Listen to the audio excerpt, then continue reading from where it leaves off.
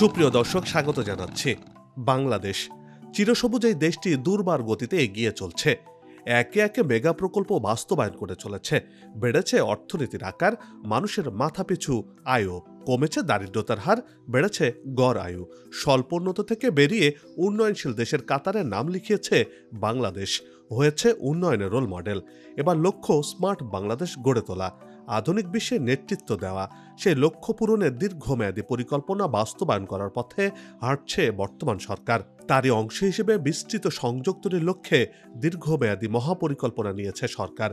এই পরিকল্পনাতে কি রয়েছে, কবে এগুলোর কাজ শেষ হবে, এসব প্রশ্নের উত্তর সহ বিস্তৃত সংযোগ তৈরির মহাপরিকল্পনার আদ্যপান্ত নিয়ে সাজিয়েছি এবারের পর্বটি। বিস্তারিত জানতে পুরো ভিডিওটি দেখুন। দর্শক, চলুন চলে যাই মূল ভিডিওতে।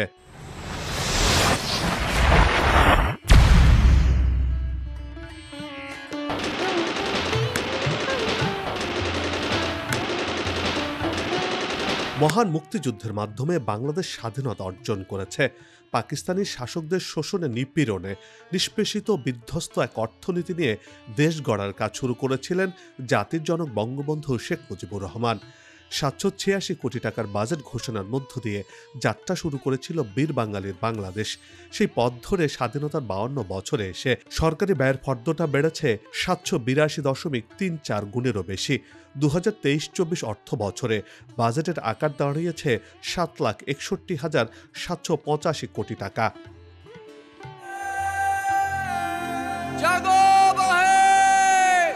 বহু চড়াই উচ্চাই পার করে সেই দেশটি এখন দুর্বার গতিতে এগিয়ে চলছে।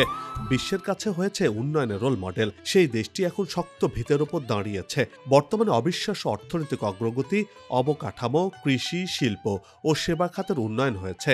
এসব কিছু বিশ্ববাসীর কাছে ডেভেলপমেন্ট মিরাকল হিসেবে পরিচিতি লাভ করেছে। বর্তমানে সগৌরবে মাথা তুলে দাঁড়িয়ে আছে একখণ্ড লাল সবুজ পতাকার বাংলাদেশ।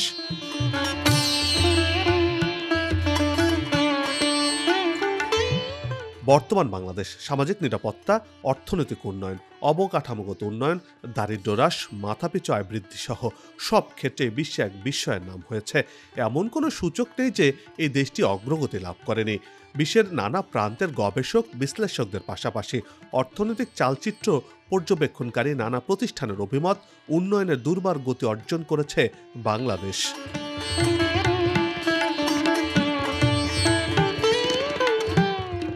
স্বল্পোন্নত দেশের কাতার থেকে বাংলাদেশ উন্নয়নশীল দেশের কাতারে নাম লিখিয়েছে। লক্ষ্য ২০৪১ সালের মধ্যে উন্নত, সমৃদ্ধশালী, স্মার্ট দেশ গড়ার। চতুর্থ শিল্প বিপ্লবের নেতৃত্ব দিতে তৈরি হচ্ছে স্মার্ট বাংলাদেশ। বর্তমানে বাংলাদেশ দ্রুত উন্নয়নশীল প্রথম ৫টি দেশের মধ্যে একটি।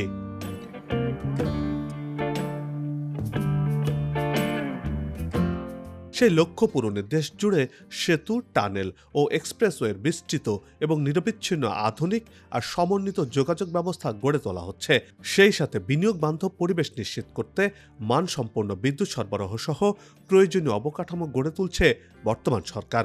আগামীতে বহুমাত্রিক যোগাযোগ ব্যবস্থাকে অন্তর্ভুক্ত করে বিস্তৃত মাস্টার প্ল্যান তৈরি করে দিতে চায় সরকার।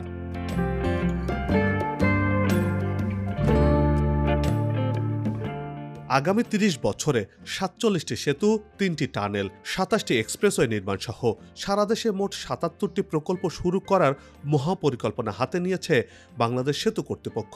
Spanish company TYPSA consultancy engineering and architects master plan বাস্তবায়নে পরামর্শক হিসেবে কাজ করছে। আগামী জুনের মধ্যে চূড়ান্ত প্রতিবেদন তৈরি করে জমা দেওয়া হবে বলে বাসেক সূত্রে জানা গেছে।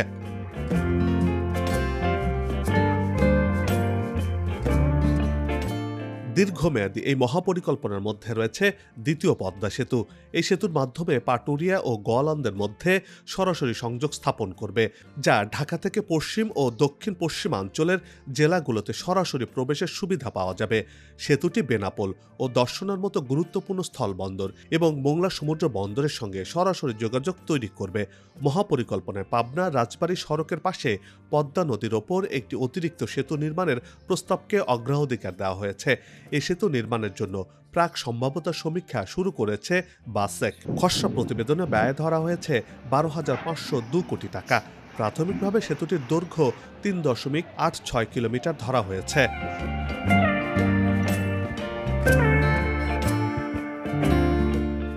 মহাপরিকল্পনার অংশ হিসেবে ২০৩৫ সালের মধ্যে মেঘনা নদীর উপর ৩টি সেতু নির্মাণের পরিকল্পনা রূপরেখা দিয়েছে সেতু কর্তৃপক্ষ, যার মধ্যে দেশের দক্ষিণ পূর্ব এবং দক্ষিণ পশ্চিমাঞ্চলের মধ্যে সংযোগ বাড়াতে শরীয়তপুর চাঁদপুর সেতু তৈরি করা হবে। ৮ কিলোমিটার দৈর্ঘ্যের সেতুটির সঙ্গে ৮.৬ কিলোমিটার সংযোগ সড়ক নির্মাণ করা হবে। এই সেতুটি সম্পন্ন হলে খুলনা, বরিশাল, চট্টগ্রাম এবং সিলেটের মধ্যে যাতায়াতকারী যানবাহনকে আর ঢাকার ভেতর দিয়ে যাওয়ার প্রয়োজন পড়বে না।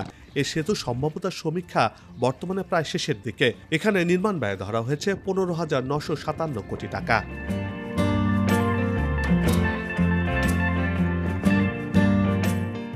গজারিয়া মুন্সিগঞ্জ সড়কের পাশে মেঘনা নদীর ওপর ২.৪২ কিলোমিটার দৈর্ঘ্যের আরেকটি সেতু নির্মাণের জন্য প্রস্তাব করা হয়েছে। প্রকল্পটির আনুমানিক ব্যয় ১৫,৩৫৪ কোটি টাকা। ভোলা লক্ষ্মীপুর ফেরিঘাটে একই নদীর ওপর আরেকটি সেতু নির্মাণের প্রাক সম্ভাব্যতা সমীক্ষা শুরু করেছে সেতু কর্তৃপক্ষ। ভোলা লক্ষ্মীপুর সেতুটি খুলনা ও বরিশাল বিভাগের ১২টি জেলা এবং চট্টগ্রাম বিভাগের ৯টি জেলাকে অন্তর্ভুক্ত করে ২১টি জেলাকে সংযুক্ত করবে। এতে করে এই জেলার বাসিন্দারা আন্তঃজেলা পরিবহন রুট ব্যবহার করে সহজেই যাতায়াত করতে পারবেন। বর্তমানে সেতুটি নির্মাণের জন্য প্রাক সম্ভাব্যতা সমীক্ষা চলছে, যা এবছরের জুনের মধ্যে শেষ করার কথা রয়েছে।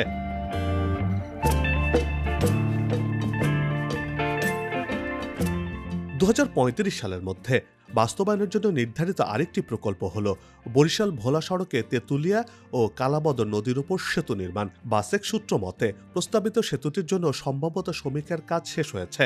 বর্তমানে এই সমীক্ষার পর্যালোচনা চলছে। খসড়া সম্ভাব্যতা সমীক্ষার প্রাথমিক ফলাফল থেকে জানা গেছে ১০.৮৬ কিলোমিটার দীর্ঘ সেতুটি নির্মাণে আনুমানিক ১৭,৪৬৬ কোটি টাকা দরকার হবে।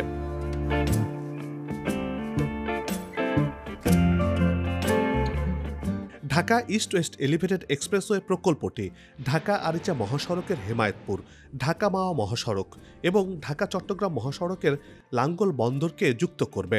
এক্সপ্রেসওয়ে প্রকল্পটি বাস্তবায়িত হলে পূর্ব, দক্ষিণ পশ্চিমাঞ্চল ও উত্তর পশ্চিমাঞ্চলের জেলাগুলোর যানবাহনগুলো ঢাকা শহরে প্রবেশ না করেই এক্সপ্রেসওয়ে দিয়ে নিজ নিজ জেলায় যাওয়ার সুযোগ পাবে। ৩৯.২৩ কিলোমিটার প্রস্তাবিত দৈর্ঘ্যের এক্সপ্রেসওয়েটির জন্য আনুমানিক ব্যয় ধরা হয়েছে ১৬,৩৮৮ কোটি টাকা।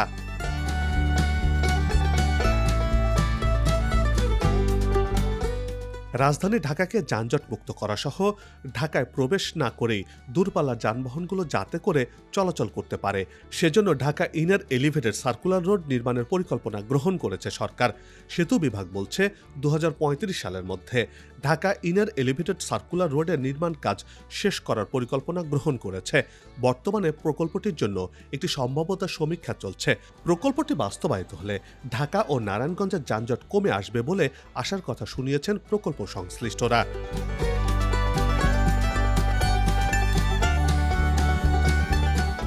ঢাকাকে যানজট মুক্ত করতে একে একে উড়াল সড়ক, মেট্রো রেলের মতো মেগা প্রকল্পগুলো নির্মিত হচ্ছে। মেট্রো রেল আবার উড়াল ও পাতাল পথে নির্মিত হচ্ছে। এরই মধ্যে MRT-6 করে নগরবাসী যানজটবিহীনভাবে যাতায়াত করছেন। অন্যদিকে ঢাকা এলিভেটেড এক্সপ্রেসওয়ের কারণে যানজট ছাড়াই বর্তমানে এয়ারপোর্ট থেকে ফার্মগেট পর্যন্ত যাতায়াত করা যাচ্ছে।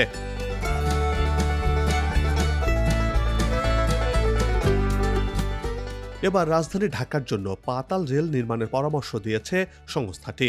ঢাকা শহরের যানজট নিরসনের জন্য ১১টি রুটে প্রায় ২৩৮ কিলোমিটার বিস্তৃত একটি পাতাল রেল নির্মাণের জন্য ২০১৮ থেকে ২০২১ সাল পর্যন্ত সম্ভাব্যতা সমীক্ষা করা হয়েছিল। সমীক্ষা পরিচালনাকারী পরামর্শদাতা সংস্থার প্রস্তাব অনুযায়ী ফেজ ১-এর ৪টি রুট ২০৩০ সালের মধ্যে শেষ করার কথা বলা হয়েছে। সময় সাপেক্ষ আর ব্যয়বহুল হওয়ার কারণে এই প্রকল্পটি বাস্তবায়ন নাও হতে পারে বলে মত দিয়েছেন বিশেষজ্ঞরা।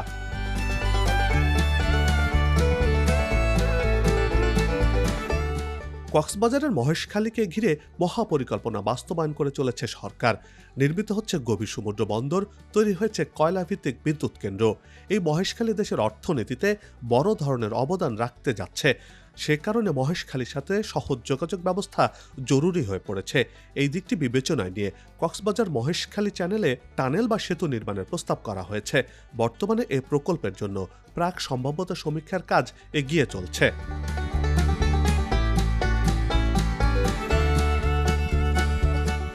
দেশের অর্থনৈতিক অগ্রগতির ধারা অব্যাহত রাখতে সারা দেশে নিরবিচ্ছিন্ন যোগাযোগ ব্যবস্থা গড়ে উঠছে। তারই অংশ হিসেবে দেশের প্রত্যন্ত অঞ্চল হিসেবে পরিচিত সেই হাওর এলাকা এলিভেটেড এক্সপ্রেসওয়ে প্রকল্প হাতে নেওয়া হয়েছে। কিশোরগঞ্জের মিঠামইনে 15 কিলোমিটারের বেশি দৈর্ঘ্যের উড়াল সড়ক নির্মাণ করছে সরকার। এই উড়াল সড়কটি মিঠামইন উপজেলার সঙ্গে মিঠামইন সেনানিবাস ও করিমগঞ্জকে সরাসরি সড়ক যোগাযোগের আওতায় নিয়ে আসবে।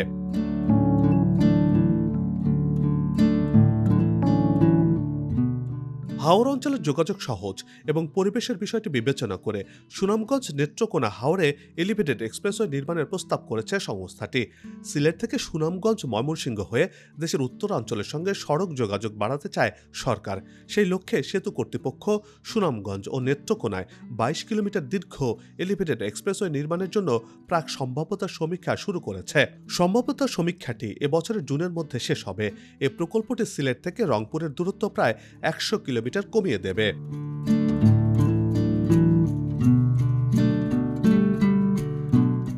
বাসেকো সেতু বিভাগের সূত্র জানিয়েছে, প্রকল্পগুলোর মধ্যে পদ্মা নদীর ওপর 6টি সেতু, মেঘনা নদীর ওপর 7টি সেতু এবং যমুনা নদীর ওপর 3টি সেতু নির্মাণের প্রস্তাব করা হয়েছে।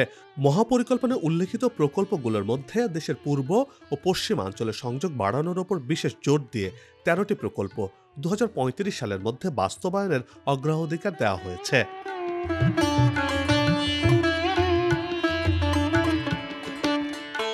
অগ্রাধিকারমূলক প্রকল্পগুলোর মধ্যে রয়েছে পাটুরিয়া গলন্দ ও পাবনা রাজবাড়ী সড়ক বরাবর পদ্মা নদীর ওপর 2টি সেতু, শরীয়তপুর চাঁদপুর গজারিয়া মুন্সীগঞ্জ ও ভোলা লক্ষ্মীপুর সড়কে মেঘনা নদীর ওপর 3টি সেতু এবং যমুনা নদীর তলদেশে টানেল নির্মাণ। যমুনা নদীর টানেল নির্মাণের জন্য গাইবান্ধার বালাসীঘাট ও জামালপুরের বাহাদুরাবাদ এলাকা বেছে নেওয়া হয়েছে।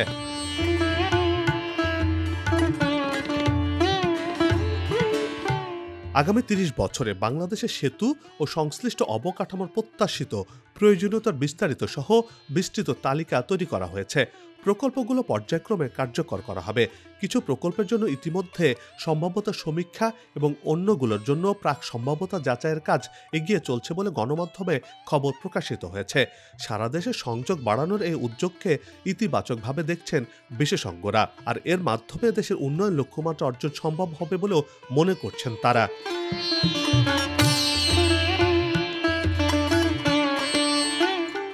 আসুক নতুন দিন, লাগু খাওয়া উন্নয়নের পালে, এমন প্রত্যাশা রেখে এই পর্ব থেকে বিদায় নিচ্ছি।